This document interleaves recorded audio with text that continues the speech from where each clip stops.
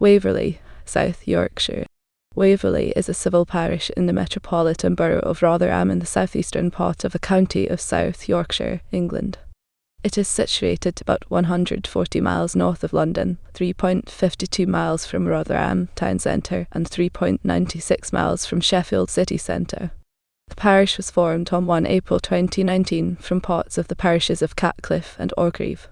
The advanced manufacturing park has been developed in the area of the later parish since the 2000s, partly on land reclaimed from a former opencast coal mine.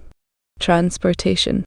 A railway station is proposed on the Sheffield-Lincoln line, which is adjacent to the parish. In 2020, the government announced that it would provide funding for a feasibility study as part of the Restoring Your Railway scheme. The station would be intermediate between to the west and to the southeast. The bus route 73, operated by First, links Waverley between Rotherham Interchange and Sheffield Interchange.